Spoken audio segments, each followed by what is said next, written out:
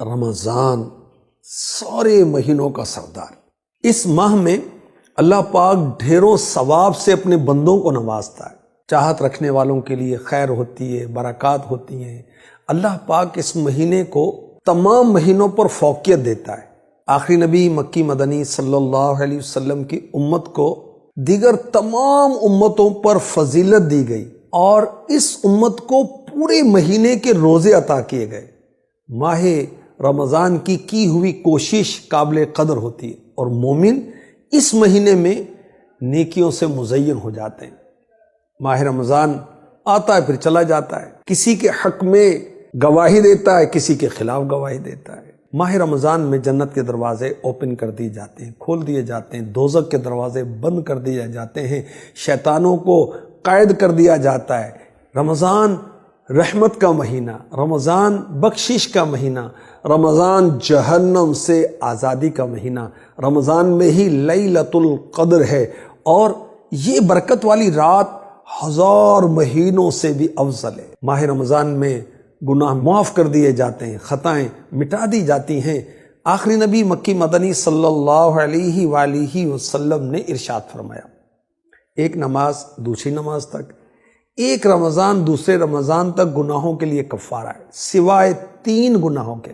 Number 1 شرک کرنا، number 2 سنت کو ترک کرنا، چھوڑ دینا، نمبر 3 سودا منسوخ کرنا۔ عرض کی گئی یا رسول اللہ صلی اللہ علیہ وسلم سنت کو چھوڑنے کا کیا مطلب ہے؟ ارشاد فرمایا مسلمانوں کی جماعت سے الگ ہو جانا، اور سودا منسوخ کرنا یہ ہے کہ کسی شخص سے سودا کرنے کے بعد تلوار نکال کر اس سے لڑنے کھڑے ہو جائے۔ ایک روایت میں ہے کہ اس شخص کی ناک خاک آلود ہو جس نے رمضان کا مہینہ پایا پھر اس کی بخشش نہ ہوئی۔ اسی مبارک مہینے کا قرآن میں نام آیا، اسی مبارک مہینے میں اسلام کو فتوحات حاصل ہوئیں۔ ماہ رمضان میں نیکیوں کی وجہ سے مسلمانوں کا ایمان مضبوط ہوتا ہے۔ ماہ رمضان میں اللہ پاک نے ایسے اعمال مقرر فرمائے سبحان اللہ جس کی وجہ سے نیکیوں کا پلڑا بھاری ہو جاتا ہے۔ ہمارے آقا صلی اللہ علیہ وآلہ وسلم کی عادت کریمہ تھی کہ آپ رمضان المبارک میں مختلف قسم کی عبادات کثرت سے بجا لاتے۔ مثلا آپ خوب صدقہ و خیرات فرماتے، قرآن پاک کا جبریل امی علیہ السلام کے ساتھ دور فرماتے، آپ اعتکاف بجا لاتے۔ سبحان اللہ، میرے آقا صلی اللہ علیہ وسلم نے ارشاد فرمایا آدمی کے ہر نیک عمل کا بدلہ 10 سے 700 گنا تک دیا جاتا ہے۔ اللہ پاک نے ارشاد فرمایا سوائے روزے کے، روزہ میرے لیے اس کے جزا میں خود دوں گا، بندہ اپنی خواہش اور کھانے کو میری وجہ سے ترک کرتا ہے۔